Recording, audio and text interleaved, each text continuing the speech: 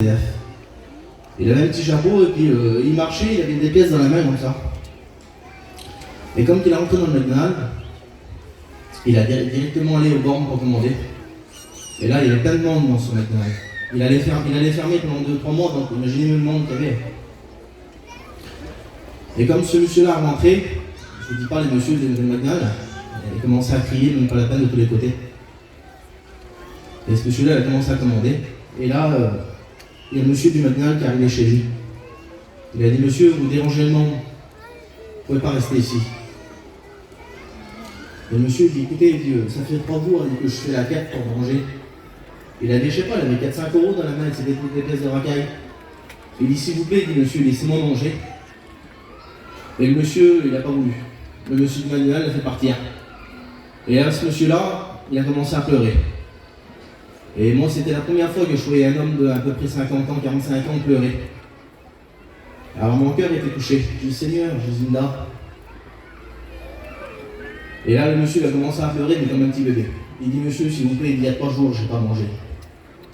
Il dit, ça fait 3 jours que je fouille dans les poubelles pour manger. Il dit, s'il vous plaît, laissez-moi manger, je m'assis et je mange et je m'en vais.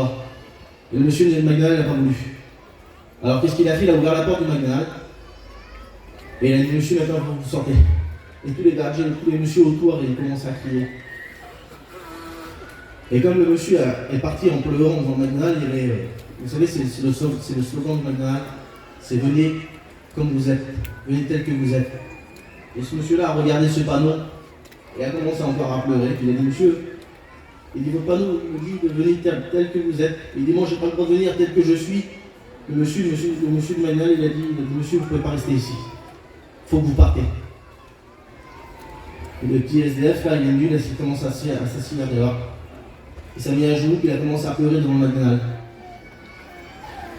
Et moi, Seigneur, je ne suis pas grand-chose, je suis qu'un petit chrétien, mais mon cœur est touché. Alors, il ne restait pas grand-chose sur le menu, là. Mais je me suis levé, et je suis été vers lui. Je dis, Seigneur, je ne peux pas rester là.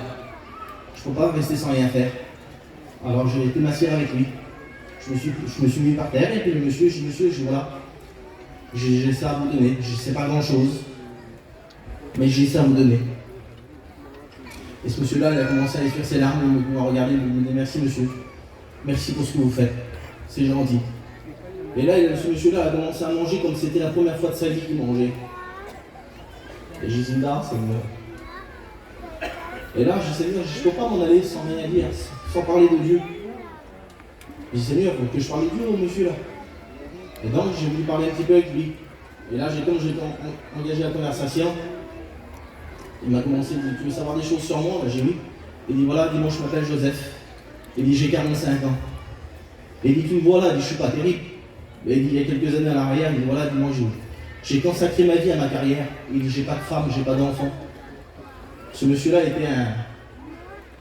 était un directeur adjoint d'une grande entreprise à Nanterre, à Paris. Il dit, j'avais plus de 200 salariés sous mes ordres. Il dit, j'étais bien, il dit, j'ai fondé ma vie sur mon travail. Et il dit, comme j'ai commencé ma vie sur mon travail, il dit, il n'y a plus rien qui comptait. Il dit, j'étais bien, j'avais de l'argent devant moi, il dit, j'étais très bien. Et il dit, mon travail me plaisait. Et il dit, tout à coup, il dit, mon patron a commencé à me virer. Il m'a viré. Il m'a viré pour son fils prendre la place. Et il dit, dès l'instant que ça a commencé, il dit, j'ai tombé dans les dettes de jeu. Vous savez, j'ai pas de famille, il dit, sans moi. Il dit, j'ai pas de famille, j'ai pas de femme. J'ai tout rogné pour mon travail. Et il dit, là, j'étais à la rue. Il dit, j'ai commencé à avoir des dettes de jeu. Il dit, j'ai commencé à tomber dans l'angoisse. Et il dit, là, il dit, ça fait 4 ans, il dit, que je suis en dessous des ponts, que je dors en dessous des ponts. Que je fouille les poubelles un petit peu pour manger. Et il dit, c'est pas ça le pire. Et là, le monsieur, il commence à pleurer. Il a dit, c'est pas ça le pire. Il a dit, c'est comme que je marche dans la rue. Et que je marche dans la rue, puis que les personnes viennent devant moi, puis qui changent de trottoir. Et il a dit, tu sais qu'il n'y a plus d'amour dans ce monde. Il dit, les gens n'ont plus d'amour. Il dit, moi je ne suis pas méchant, j'ai rien fait au monde. Mais il dit, le monde me rejette. Il dit, la société me rejette.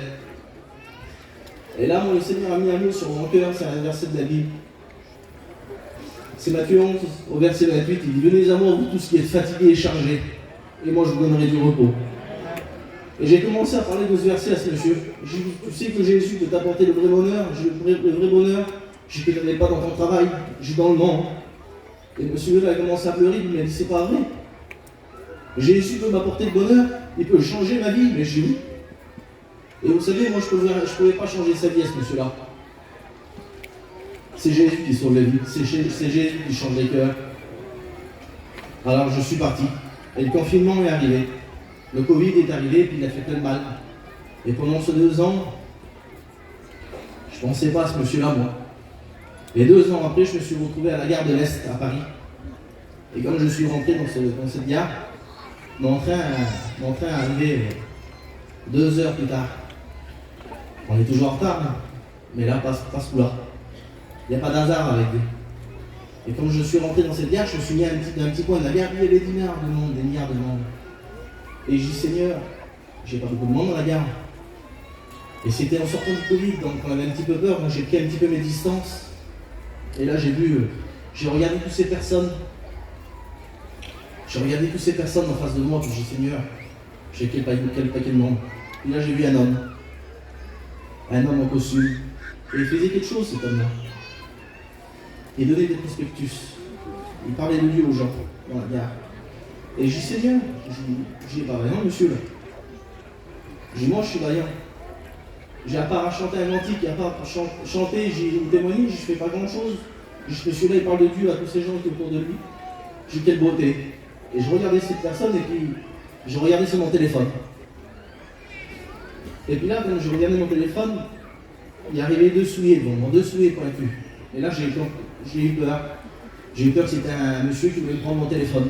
Donc j'ai tout de suite mis mon téléphone dans la poche. Et d'un seul coup, ça m'a tombé un prospectus. Et ce prospectus, il est écrit Matthieu 11:28 dessus. Donnez à moi vous tous qui êtes fatigués et chargés, et moi je vous donnerai du repos. Et quand j'ai pris ce prospectus, moi je ne pensais pas, il y a 2 ans en arrière. Et je l'ai regardé, et puis je voulais dire merci à ce monsieur-là. Il m'a dit, ça va frère? Tu me reconnais? Il dit, c'est moi, c'est Joseph. Je dis, Seigneur.